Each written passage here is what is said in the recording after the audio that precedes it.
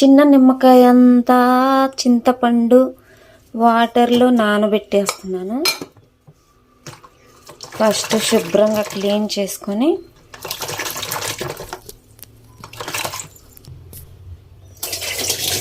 Water పట్టుకొని నానబెట్టుకోవాలి. 1/2 litre వాటర్లో నానబెట్టుకుంటున్నాను చింతపండు. చూడండి, రైస్ కడిగాను.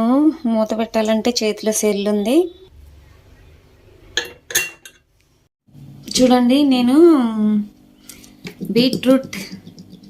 బీట్రూట్ రసం చేయించున్నాను.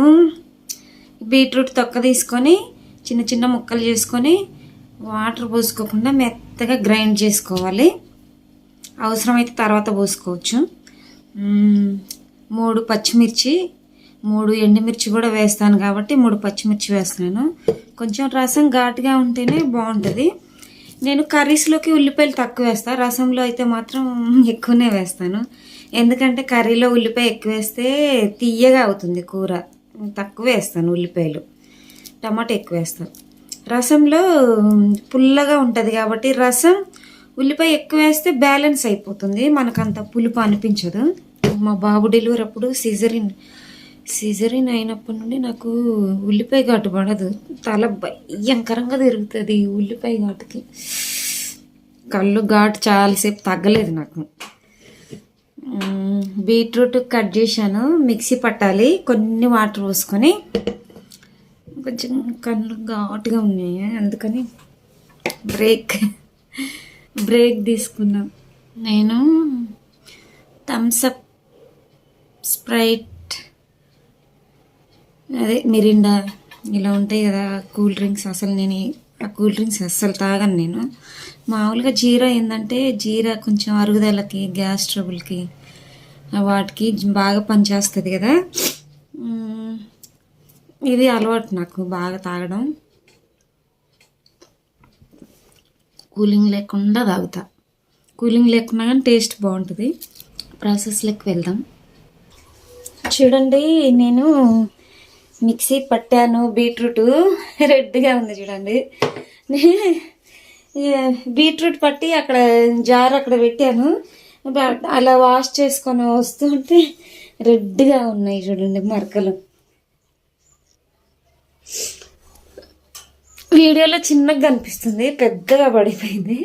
బ్లడ్ ఎక్కడి నుండి వచ్చి పడిందని భయమైంది నాకైతే. అలా చూడగానే ఇది చూడగానే గుర్తొచ్చింది, జార్ చూడగానే. చూడండి, ఐరన్ కడాయి పెట్టాను. దాంట్లో కొంచెం నూనె, ఆయిల్ ఉంటే ఐరన్ కడాయిలో చేసుకుంటే కూడా చాలా మంచిది. తాలింపు వేసి తర్వాత దీంట్లోకి ట్రాన్స్ఫర్ చేస్తాను. ఆయిల్ వేసాను. ఇప్పుడు పచ్చిమిర్చి, ఉల్లిపాయలు, ఎండుమిర్చి, కరివేపాకు రెడీలో పెట్టుకున్నాను తాలింపులో వేయడానికి. చూడండి, తాలింపు గింజలు వేస్తున్నాను. ఫస్ట్ తాలింపు గింజలు వేసాక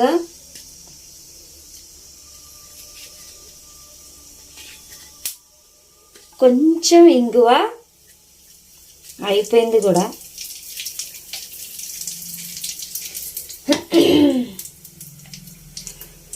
తాలింపు గింజలు వేగాక చూపించాను కదా, ఇవన్నీ దీంట్లో వేస్తున్నాను.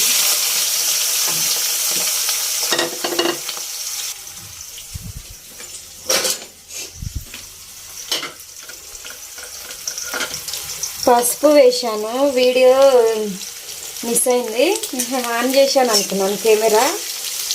కొంచెం పసుపు వేసాను. ఇప్పుడు దీన్ని ఇలా తిప్పుకొని, ఇది వేగేలోపు నానబెట్టుకున్నాం కదా చింతపండుని పిసికేసుకుందాం. కొంచెం మెంతులు మాడితే టేస్ట్ మారిపోతుంది, అందుకు ఉల్లిపాయలు వేసిన తర్వాత వేస్తాను నేను. మాడితే టేస్ట్ మారిపోతుంది. ఇలా అయితే బ్యాలెన్స్గా ఫ్రై అవుతుంది, ఏ ప్రాబ్లం ఉండదు. ఇప్పుడు చింతపండు పిసికేస్తున్నాను ఆ తాలింపు వేగేలోపు. ఓకేనా అండి. చింతపండు పిసికేసాను. మిక్సీ పట్టుకున్న బీట్రూట్ మిశ్రమం ఉంది కదా, మెత్తగా పట్టేశాను. ఇది చింతపండు పులుసులో వేసేయాలి. ఎందుకంటే గరుగ్గా కలుగుతూ ఉంటుంది. ఇది బీట్రూట్ పీస్ ఉంటాయి, అందుకని. ఇదిగోండి, చింతపండు పులుసులో పూసేసాను బీట్రూట్ మిశ్రమం. ఇప్పుడు తాలింపు వేగింది కాబట్టి నేను ఏం చేస్తానంటే డైరెక్ట్గా చింతపండు పులుసు అలాగనే పొయ్యను. చూడండి, జాలి గిన్నె కనిపిస్తుందా? జాలి గిన్నెలో ఇలా పెట్టి అది రసం పోసేస్తాను. చింతపండు పడకుండా, చేతిలో సెల్లుంది కాబట్టి చూపివ్వలేను, పోసేస్తున్నాను. చూడండి, పోసేసాను. ఇప్పుడు సరిపడా కారం వేస్తున్నాను. ఎందుకంటే పచ్చిమిర్చి ఎండుమిర్చి ఎక్కువనే వేసుకున్నాం కాబట్టి ఒక 2 స్పూన్లు కారం, మీ అదే ఘాటుని బట్టి మీ స్పైసీని బట్టి వేసుకోండి కారం. సాల్ట్ కూడా మీ స్పైసీకి తగ్గట్టు వేసేసుకోండి. నేనైతే 3 టేబుల్ స్పూన్ సాల్ట్ వేసాను. ఇంకొకటి ఏంటంటే వెరీ వెరీ ఇంపార్టెంట్, హెల్త్ పరంగా చాలా చాలా మంచిది. 1.5 స్పూన్ మిరియాల పొడి వేస్తున్నాను. అంటే నాకు ఇలా ఎంత వేసుకోవాలన్నది నాకు అర్థమవుతుంది కాబట్టి చూడండి.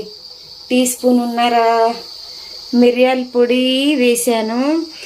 ఇలా పౌడర్ చేసి పెట్టుకుంటే మనకి అందుబాటులో అప్పటికప్పుడు దంచుకోవాలంటే లేట్ అవుతుంది కదా, అలా చేసి పెట్టుకుంటే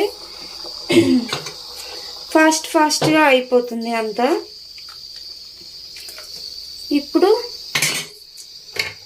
సరిపడా మసాలా నేను ఇంట్లోనే తయారు చేసి పెట్టుకుంటాను. మసాలా అన్నిట్లోకి సూపర్గా ఉంటుంది. నేను లాంగ్ వీడియో కూడా పెట్టాను, చూడండి మసాలా ఎలా తయారు చేసుకోవాలన్నది. 2 స్పూన్ మసాలా వేసాను. అయిపోయిందండి. దీన్ని బాగా మరిగించుకోవాలి. మరిగించుకునే ముందు ఇలా బాగా తిప్పుకొని సాల్ట్ చూడాలి కదా, ఉప్పు కారం మసాలా అన్నీ సరిపోయా లేదా చూడాలి కదా.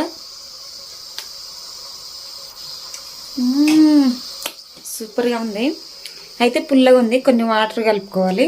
నేను వాటర్ కలుపుకొని చెప్పాను కదా, ఈ గిన్నెలోకి ట్రాన్స్ఫర్ చేసేస్తాను. ఓకేనా అండి. చూడండి, వేరే గిన్నెలోకి ట్రాన్స్ఫర్ చేసేసాను బీట్రూట్ రసం.